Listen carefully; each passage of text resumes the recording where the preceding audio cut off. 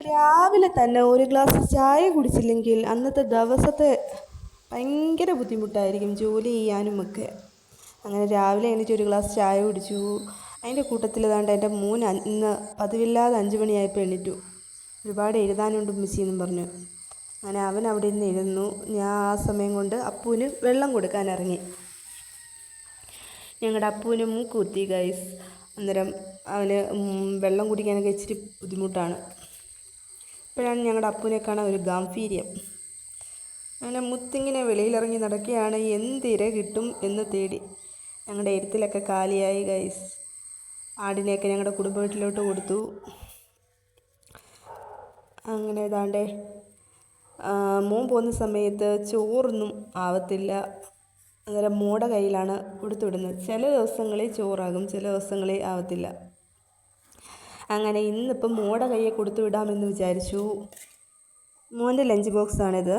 അതിൻ്റെ അകത്താണ്ട് ക്യാരറ്റ് മെഴുക്കുവരട്ടിയാണ് വെച്ചിരിക്കുന്നത്. ക്യാരറ്റിന് സവാളയും ഒക്കെ ഇട്ട് പെട്ടെന്നൊരു മെഴുക്കുവരട്ടി ഉണ്ടാക്കുന്ന രാവിലെ. അവനിക്ക് ഏതാണ്ട് ഈ അച്ചാറുകളൊന്നും ഇഷ്ടമല്ല കേട്ടോ. ഇതിൻ്റെ വെള്ളമൊക്കെ വലിയ ഇഷ്ടമാണ്. എന്നാലും ഞാൻ വിചാരിച്ചു ഒരു നെല്ലിക്ക ഇരിക്കട്ടെ എന്ന്. അങ്ങനെ ഒരു നെല്ലിക്ക എടുത്തു വെച്ചു. നെല്ലിക്ക അച്ചാർ വെച്ചു. കൂട്ടത്തിൽ എന്താണ്ട് ചാള പൊരിച്ചതുണ്ടായിരുന്നു. ഇപ്പം നല്ല നെയ്ച്ചാള കിട്ടാറുണ്ടല്ലോ. അങ്ങനെ അതും ആക്കി. ലഞ്ച് ബോക്സ് അവൻ്റെ റെഡിയായി. അങ്ങനെ മോക്ക് ഓരോരുത്തർക്കും ഓരോ ഇഷ്ടങ്ങളാണ്. ഒരാൾക്ക് വറുത്തത് ഇഷ്ടമാണെങ്കിൽ അടുത്ത ആൾക്ക് കറിമീനാണ് ഇഷ്ടം.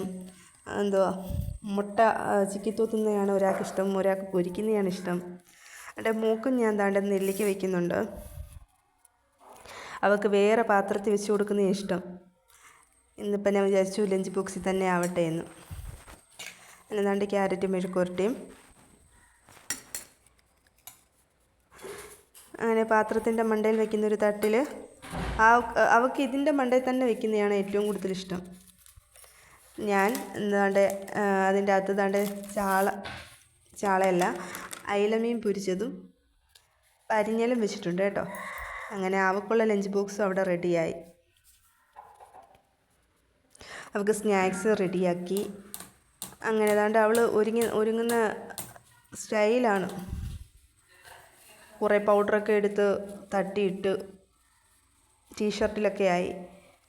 ഇവളെ ഒരുക്കി വിടാനാണ് ഇച്ചിരി ബുദ്ധിമുട്ട്. മുടിയൊക്കെ കെട്ടാനും. മുടി കെട്ടുന്നതിനും കുഴപ്പമില്ല. ആൾ വിളിച്ചാൽ വരാൻ ഭയങ്കര ബുദ്ധിമുട്ടാണ്. രാവിലെ മദ്രസയിലൊക്കെ പോയിട്ട് വന്നിട്ടുള്ള ധൃതി കൂട്ടലല്ലേ. അങ്ങനെ അവളെ വിട്ടതിന് ശേഷം അടുക്കളയിലോട്ട് കയറി. നല്ല നെയ്ച്ചാള കിട്ടിയിട്ടുണ്ട്. അതും സൂപ്പർ ചാള. അതിൻ്റെ അകത്താണെങ്കിൽ ഒരുപാട് പരിഞ്ഞലും ഉണ്ട്. ഇവിടുത്തെ മക്കൾക്കാണെങ്കിൽ പരിഞ്ഞൽ വലിയ ഇഷ്ടമാണ് കേട്ടോ. ഞാൻ മീൻ കഴുകിയിട്ട് മീനും പരിഞ്ഞലും എല്ലാം കൂടെ ഒരു പാത്രത്തിൽ തന്നെ ആക്കിയായിരുന്നു.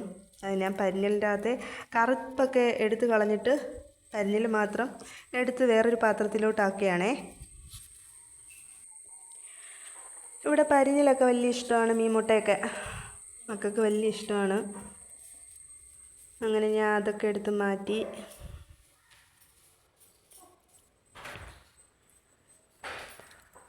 ഇതാണ്ടോ ഇത്രയും കിട്ടി മീൻമുട്ട. അങ്ങനെ ഇന്ന് ചാള ഒരു സ്പെഷ്യൽ ഐറ്റം വെക്കാമെന്ന് വിചാരിച്ചു. ഇതൊരു അപ്പച്ചട്ടിയാണ്. അങ്ങനെ കുറേ നാളായി ഇതെടുത്തിട്ട്. അങ്ങനെ കഴുകിയൊക്കെ വൃത്തിയാക്കി അതിൻ്റെ അകത്ത് വെളിച്ചെണ്ണ ഒഴിച്ചു. അതിലേക്ക് ദാണ്ട് 2 സ്പൂണ് കാശ്മീരി മുളക് പൊടി ഇടുന്നു. ഇതിലേക്ക് 1/4 ടീസ്പൂൺ മഞ്ഞൾപ്പൊടി ചേർക്കുന്നുണ്ട്.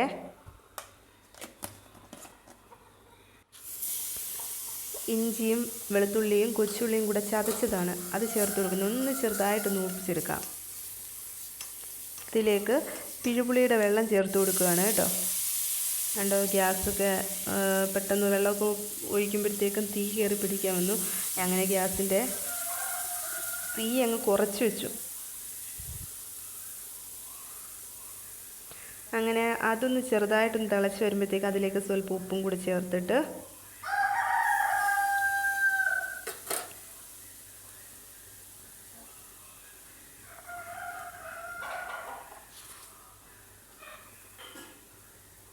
നമുക്കിതിലേക്ക് ഉപ്പും കൂടി ചേർത്തിട്ട് ദാണ്ടേ വരിഞ്ഞ് വെച്ച മീൻ ചേർത്ത് കൊടുക്കാം.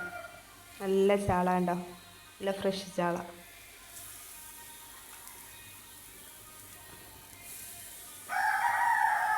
ചെറിയ ചട്ടിയായതുകൊണ്ട് തന്നെ ഇച്ചിരിയേ കൊള്ളത്തുള്ളൂ, 4 എണ്ണമൊക്കെ കൊള്ളത്തുള്ളൂ. അങ്ങനെ താണ്ടേ അതിൻ്റെ മസാലകളൊക്കെ ഇതിലേക്ക് മൊത്തത്തിലൊന്ന് സ്പൂണും വെച്ച് തവിയും വെച്ച് അതിൻ്റെ മീതെയൊക്കെ ചേർത്ത് കൊടുക്കുകയാണേ. എന്നിട്ട് ഇതൊന്നിരുന്ന് തിരിച്ചും മറിച്ചും ഇട്ട് ഒന്ന് വറ്റിച്ചെടുക്കാം. ആണ്ട് എങ്ങനെ ഇരിക്കും സംഭവം നോക്കാം. ആദ്യമായിട്ട് ഇവിടെ വയ്ക്കുന്നതാണ്. അതിൻ്റെ മീതെ ഒരു കറിവേപ്പിലയും കൂടെ ചേർത്ത് കൊടുത്തു. ദാണ്ടേ ഇങ്ങനെ വറ്റിച്ചെടുത്തു. സംഭവം പൊളിയായിരുന്നു കേട്ടോ.